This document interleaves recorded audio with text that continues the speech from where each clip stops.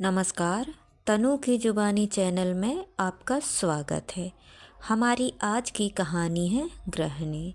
दरवाजे पर लगातार आ रही थपथपाहट की आवाज़ सुनकर रंजना जब हड़बड़ाकर जागी तो निगाहें सीधे घड़ी पर पड़ी। 7 बज गए थे। दिशा दरवाजे के बाहर से ही रुआंसी होकर चिल्ला रही थी, मम्मी आप अभी तक सो रही हैं? मेरी स्कूल बस आने वाली है। अभी तक ना तो मुझे नाश्ता मिला है और ना ही मेरे टिफ़िन का कुछ पता है।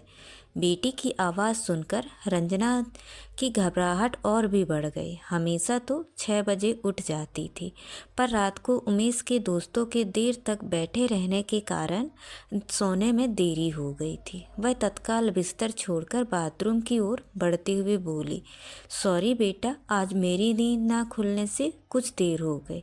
मैं 5 मिनट में हाथ मुँह धोकर नीचे आ रही हूँ। रंजना रोज के कामों से परेशान होकर साड़ी बदलकर बाहर निकली तो दरवाजे के बाहर खड़ी दिशा का फूला हुआ चेहरा देखकर उसे मनाने के लिए प्यार से उसका गाल थपथपाते हुए बोली, गुड मॉर्निंग दिशा, तुम नाराज़ क्यों हो रही हो?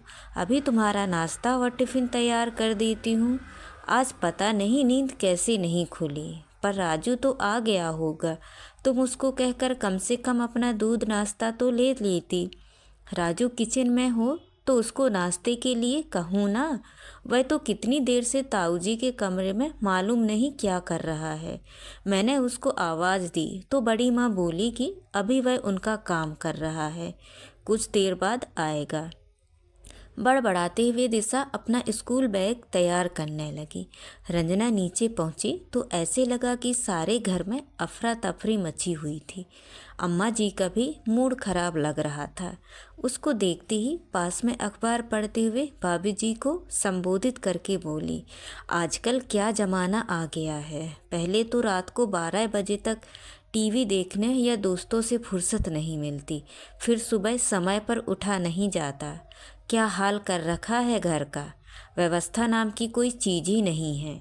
हमारे ज़माने में मजाल नहीं थी कि इतनी देर तक सोते रहें। सुबह 4 बजे उठकर 7 बजे तक चाय नाश्ते का सारा काम निपटा देते थे। अब तो हालत यह है कि सुबह समय पर चाय भी नसीब नहीं होती।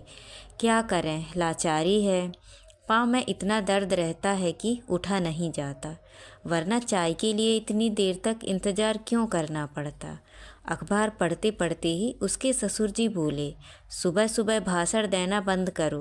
आज रंजना को उठने में कुछ देर हो गई तो इतना बवंडर खड़ा करने की क्या ज़रूरत है। तुम्हारी दूसरी 2 बहुएं भी हैं, उनको कहकर चाय बनवा लेती या राजू को आवाज़ दे देती। रंजना बिना कुछ बोले चुपचाप रसोई में आकर दूध चाय की तैयारी करने लगी। दिशा का दूध उसने ठंडा करके भगोने में डाला और अम्मा बाबूजी की चाय तैयार कर उनको हॉल में दे आई। दिशा के टिफ़िन के लिए 2 आलू के पराठे बनाकर रख दिए। इस बीच बड़े भैया भी तैयार होकर नीचे आ गए। आते ही आवाज़ लगाई, राजू मेरा नाश्ता और दूध लेकर आओ, मुझे आज ऑफिस जल्दी जाना है। वह सोचने लगी, बड़े भैया भी अजीब हैं। राजू उनके कमरे में ही लगा हुआ था, वे अभी वहीं से आए थे। उन्हें साफ दिख रहा था कि वह अकेली ही रसोई में काम कर रही थी, पर जानबूझकर अनदेखा कर रहे थे। एक मन तो ये हुआ कि वह भी करने दे उनको राजू का इंतज़ार। उससे तो उन्होंने नाश्ता मांगा नहीं था। राजू जब उनके कमरे से आएगा तो अपने आप नाश्ता बनाएगा। फिर सोचा वह उनकी क्या बराबरी करे। बड़े भैया को नाश्ता पकड़ाकर वह फिर से रसोई में आ गई। सोच रही थी कि इस घर में सबसे फालतू तो वही हैं, बाकी तो सब कामकाजी हैं। घर में उसके अलावा 2 बहुएं और भी हैं, पर वे वर्किंग वूमेन हैं। उनसे किसी प्रकार की सहायता की अपेक्षा करना उचित नहीं समझा जाता। बड़ी भाभी लेक्चरर हैं, उनको तो अपने कॉलेज और ट्यूशन से ही फुर्सत नहीं मिलती।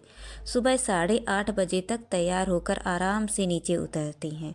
उनके नीचे आते ही सब सजग हो जाते हैं। अम्मा जी फिर से आवाज़ लगाती है, रंजना आरती आ गई है, उसका नाश्ता भी लगवा दो, उसको कॉलेज के लिए देर हो रही है। भाभी जी को स्वयं कॉलेज जाने की इतनी जल्दी नहीं होती, पर अम्मा जी उसके सामने कितनी विनम्र हो जाती हैं। वह रसोई में घर के दूसरे सदस्यों के चाय नाश्ते और खाने की तैयारी में लगी है। भाभी के बच्चों का नाश्ता टिफ़िन हमेशा वही तैयार करती है। राजू को तो कभी कोई आवाज़ देता है तो कभी कोई बुलाता है।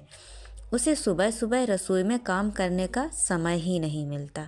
फिर भी सब अनजान बनने का अभिनय करने में माहिर हैं। इसी बीच विजय और रोशनी भी तैयार होकर नीचे आ जाते हैं। रोशनी विजय के साथ ही ऑफिस जाती है। रोशनी एक तो घर की छोटी बहू, ऊपर से बड़े बाप की बेटी, उससे तो कोई उम्मीद करना भी मुमकिन नहीं है। वैसे भी माँ जी का छोटे बेटे और बहू के प्रति बहुत ही सॉफ्ट कॉर्नर है। यूँ तो माँ जी से अपनी चाय बनाने के लिए भी नहीं उठा जाता, पर जब विजय और रोशनी आते तो उसके तैयार किए गए नाश्ते या खाने में कुछ बदलाव करके उन्हें खिलाती। जितनी देर वे रसोई में रहती उनका मीन मेख निकालना जारी रहता है। सारे समय इस तरह की टोका टाकी सुनकर बहुत चिढ़ होती है। कभी कभी तो उसका मन करता है उल्टा जवाब दे दे, पर उसका संस्कारी मन आड़े आ जाता है। बड़ों के सामने बोलना, उनसे बहस करना उचित नहीं होता। फिर उमेश भी तो अम्मा जी का श्रवण कुमार है। सारे समय उससे यही उम्मीद रखता है कि वह उसके घर वालों के नाज नखरे उठाती रहे। घर के सदस्यों के चाय नाश्ते और टिफ़िन पैक करते करते 10 बज जाते हैं। इस बीच उमेश की फरमाइशों को पूरा करने के लिए बार बार ऊपर नीचे के चक्कर लगते रहते हैं। कभी उनके कपड़े नहीं मिलते तो कभी कोई ज़रूरी कागज़ या फाइल इधर उधर हो जाती है, जिसको ढूंढने में ही बहुत समय लग जाता है। उमेश भी पूरी तरह उस पर निर्भर है। अपने छोटे छोटे काम भी स्वयं नहीं कर सकते। उमेश को खाना खिलाकर जब वह फ्री होती हैं तब तक 10:30-11 बज चुके होते हैं। घर की दोनों बहुएं घर से बाहर रहती हैं। सारे घर की साफ सफाई और देखरेख की जिम्मेदारी भी उसकी होती है। वह सारे घर के कपड़े एकत्रित करके वॉशिंग मशीन में डालती है। जब राजू बाबूजी के साथ बाजार के छोटे मोटे काम करके और सब्जी लेकर वापस आता है तो उसके साथ मिलकर वह कपड़े सुखाने के लिए डालती है। इसी बीच उसे स्वयं भी नहा धोकर तैयार होकर फिर से रसोई में आना होता है। बाबूजी अम्मा जी को ठीक 12 बजे तक खाना चाहिए। उनको खाना खिलाकर उठती है। तब तक बच्चे स्कूल से आ जाते हैं। सबको खाना खिलाते खिलाते दोपहर के 2 बज जाते हैं। वह सारा समय घर गृहस्थी में लगी रहती है। जी जान एक कर देती है, फिर भी किसी को संतुष्ट नहीं कर पाती। कभी उसके काम का अंत नहीं होता। उल्टे मौके बेमौके सबसे यही सुनने को मिलता है, इतना क्या काम है, घर में फुल टाइम नौकर हैं, बाइयाँ आती हैं, कपड़े धोने के लिए वॉशिंग मशीन है। इस पर भी कोई सारे समय अपने को व्यस्त दिखाने का ढोंग करे तो हम क्या कर सकते हैं। दूसरी दोनों बहुएं बाहर खटकर आती हैं तो भी अपना काम तो वे ही करती हैं। एक तरफ इस तरह की उपेक्षा, दूसरी तरफ दिशा की शिकायत। मम्मी आप सारे समय किचन और घर में दूसरे कामों में लगी रहती हैं, कभी मेरे ऊपर भी तो ध्यान दिया करें। बड़ी माँ और चाची बाहर का काम करने के बावजूद अपने बच्चों के लिए शाम को समय निकालती हैं। वे अपने बच्चों के साथ घूमने के लिए भी जाते हैं। और एक मैं हूँ, मेरी मम्मी के पास मेरे लिए कभी समय नहीं रहता। रोहित भैया, रिंकी दीदी और अतुलित सब अपने पेरेंट्स के साथ कभी पिक्चर तो कभी रेस्टोरेंट में जाकर मौज मस्ती करते हैं। मैं जब भी आपको बाहर चलने के कहती हूँ तो आपको घर का कोई काम याद आ जाता है। इधर उमेश भी एक और उससे अपेक्षा रखते हैं कि घर की दोनों बहुएं जब घर से बाहर रहती हैं तो कम से कम वह तो घर को संभाले। अब अम्मा जी की उम्र थोड़े ही है घर गृहस्थी संभालने की। फिर उमेश उससे यह अपेक्षा भी रखते हैं कि वह रात को उनके साथ उनके मित्रों से मिलने जुलने भी जाए। वह समझ नहीं पाती कि वह उमेश को कैसे समझाए कि वह भी इंसान है, कोई मशीन नहीं जो लगातार चलती रहे। सुबह से लेकर रात 10 बजे तक घर के कामों में व्यस्त रहने के बाद उसकी ना तो हिम्मत होती है और ना ही मन करता है कि वह उनके साथ कहीं जाए।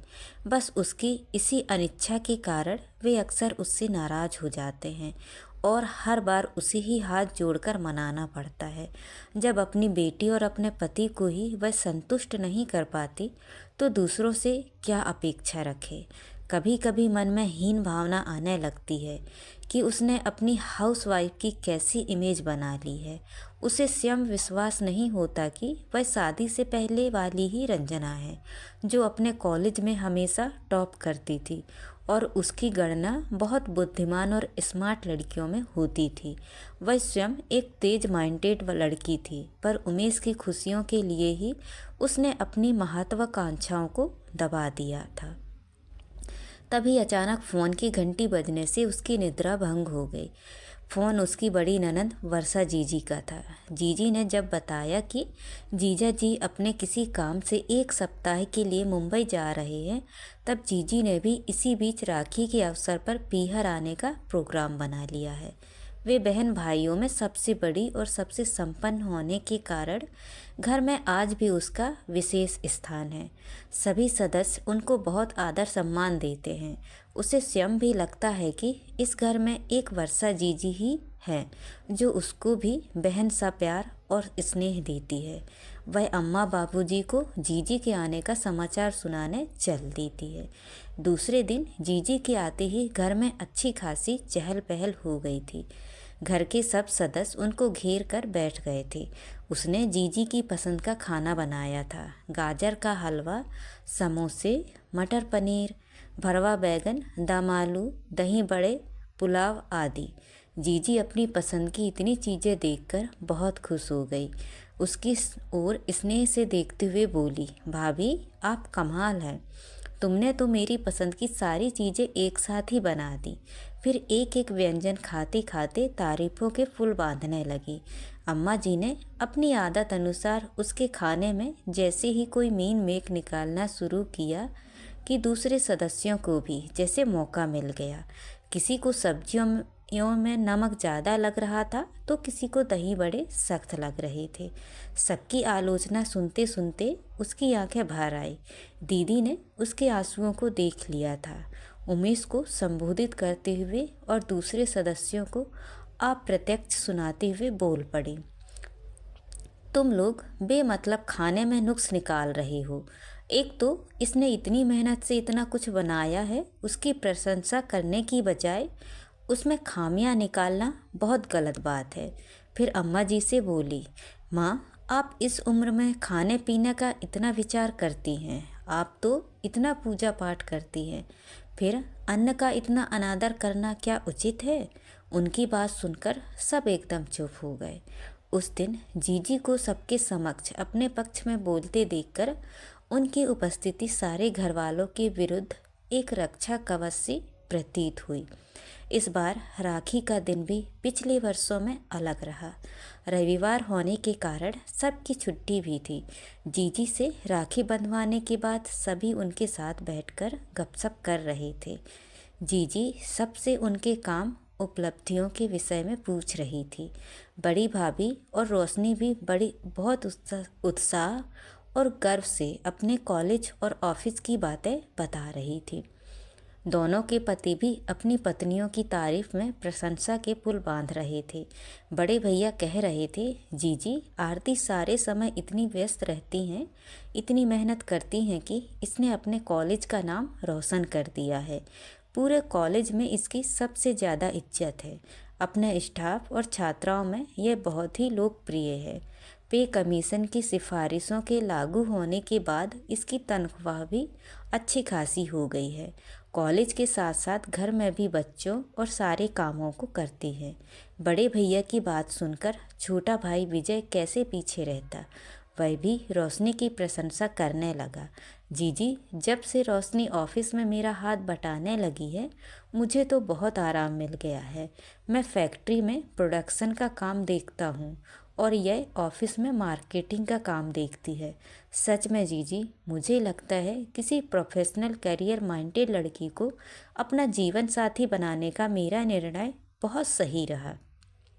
फिर एक नज़र उसकी ओर देखकर व्यंग्यात्मक स्वर में बोला। उमेश भैया की बातों में आकर मैं भी रंजना भाभी जैसी सीधी सादी लड़की ले आता तो कभी इतनी प्रोग्रेस नहीं कर पाता। विजय की बात पर जीजी को छोड़कर सभी जोर जोर से हंसने लगे। सबके सामने उसका इतना अपमान होने पर भी उमेश चुप थे। उनमें तो इतनी भी हिम्मत नहीं थी कि वे सबके सामने यह स्वीकार कर पाते कि उनकी इच्छा के कारण ही उसने घर संभालने का दायित्व स्वीकार किया था। उसे विजय की बात से इतनी ठेस नहीं पहुंची जितनी कि उमेश की उदासीनता खली थी। अम्मा जी भी क्यों चुप रहती। वे भी बोल पड़ी, भाई आज तो जमाना ही ऐसा आ गया है कि पति पत्नी दोनों काम करें, तभी गृहस्थी की गाड़ी सुचारू रूप से चलती है। फिर आजकल लड़कियां भी पढ़ लिख कर हर मामले में लड़कों के समान कंधे से कंधा मिलाकर घर और बाहर की जिम्मेदारियां निभाने में सक्षम हो गई हैं, तो वे घर में क्यों बैठें। मैंने तो इसीलिए आरती और रोशनी को बाहर काम करने की छूट दे दी है। यदि रंजना भी चाहती तो इन दोनों की तरह नौकरी या व्यवसाय कर सकती थी, पर इसकी स्वयं की ही बाहर निकलने की इच्छा नहीं है, तो मैं क्या कर सकती हूँ। घर के कामों के लिए तो नौकर चाकर हैं। सबकी बातें सुनकर एक बार तो उसका मन किया कि आज सबके सामने यह अच्छी तरह से जतला दे कि यदि वह भी घर के कामों को अनदेखा कर कहीं चली जाए तो सबको पता चल जाएगा कि गृहस्थी चलाना कोई आसान काम नहीं है। अम्मा जी तो शायद भूल गई होंगी, पर वह आज भी नहीं भूली है वो दिन जब शादी के 2-4 दिनों बाद ही अम्मा जी ने उसके समक्ष अपना दुखड़ा सुनाते हुए कहा था, बेटी आरती तो कॉलेज में पढ़ाती है, उसे घर के कामों में हाथ बटाने की फुर्सत नहीं है। मेरी अब उम्र नहीं है कि दौड़ दौड़ कर सबकी फरमाइशें पूरी करूं। कहने को तो नौकर भी हैं, पर नौकरों के भरोसे घर कैसे चलता है तुम स्वयं ही देख रही हो। अब तुम आ गई हो तो सारे दायित्व तुम्हें सौंपकर मैं निश्चित होना चाहती हूँ, ताकि बुढ़ापे में तो कम से कम पूजा पाठ में अपना समय बिता सकूं। बड़ी बहू को तो मैं कुछ नहीं कह सकती, वह सदा अपनी मर्जी की मालिक रही है। तुमसे कह रही हूँ कि इस परिवार की जिम्मेदारियाँ संभाल लो, तो मेरा बुढ़ापा चैन से कट जाए। अम्मा जी की इच्छा और उमेश की मर्जी के कारण ही उसने घर संभालने का दायित्व लिया था, पर आज वही अम्मा जी अपनी कही हुई बातें भूलकर दूसरे शब्दों में बोलने लगी थी। उसका स्वाभिमानी मन आज उसे सबके सामने अपने मन की बात कहने को बार बार झकझोर रहा था। वह कुछ कहती उससे पहले ही जीजी का स्वर गूंज उठा, अम्मा आज सबने अपनी उपलब्धियां, अपने कामों के विषय में बताया, सुनकर मुझे बहुत खुशी भी हुई। मुझे खुशी है कि बड़ी भाभी तथा छोटी भाभी दोनों अपने क्षेत्र में आगे बढ़ रही हैं। हम सभी उनकी सफलताओं को सहर्ष स्वीकार कर रहे हैं, साथ ही उनकी उपलब्धियों पर हमें गर्व भी है। पर आप सबने कभी ये सोचने का कष्ट भी किया है कि आज यह घर सुचारू रूप से जिस तरह चल रहा है उसके पीछे किसका सार्थक श्रम और निस्वार्थ समर्पण लगा है। मैं पिछले 5 दिनों से घर के प्रत्येक सदस्य की गतिविधियों का अवलोकन कर रही हूँ। सब अपने अपने कामों और व्यक्तिगत हितों को ही प्राथमिकता देते हैं, पर इस घर में एक इंसान ऐसा भी है जो चुपचाप मौन भाव से सारा दिन सबकी ज़रूरतों को पूरा करने में ही लगा रहता है। क्या आप में से एक व्यक्ति ने भी उसकी भूमिका को बराबर का सम्मान देने का प्रयास किया है? सबकी नज़रें जीजी की ओर उठ गई थी। जीजी ने अपनी बात जारी रखी, हाँ मैं रंजना की ही बात कर रही हूँ। मैं हैरान हूँ कि इसमें अब इतनी सहन शक्ति कहाँ से आती है कि वह चुपचाप सबकी आलोचनाओं को सुनते हुए भी अपना कर्तव्य निभाने से पीछे नहीं हटती।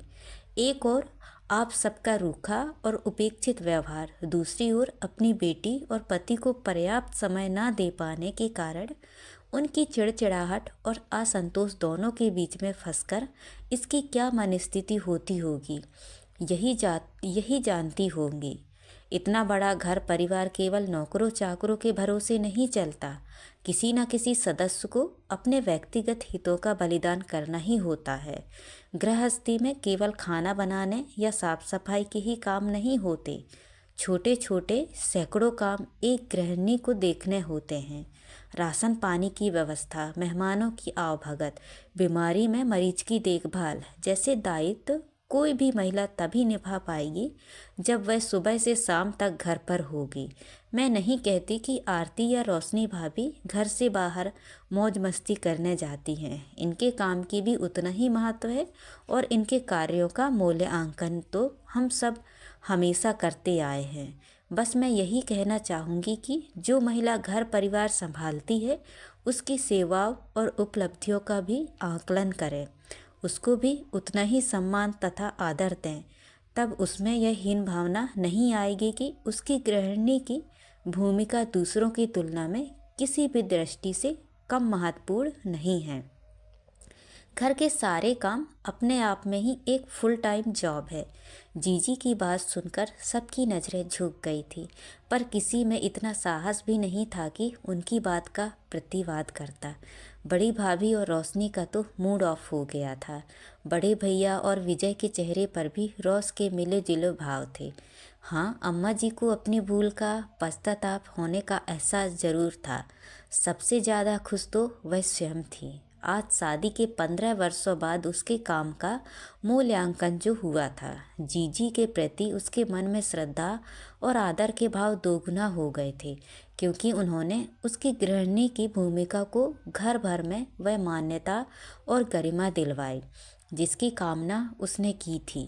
अब उसे यह स्वीकार करते हुए कभी भी शर्मिंदगी का एहसास नहीं होगा कि वह केवल एक गृहिणी है। आज वह स्वयं को बहुत हल्का और सहज अनुभव कर रही थी। तो दोस्तों, ये कहानी आपको कैसी लगी? लाइक और कमेंट करके ज़रूर बताएं और चैनल को सब्सक्राइब करना ना भूलें। तो मिलते हैं अगली कहानी में। बहुत बहुत धन्यवाद।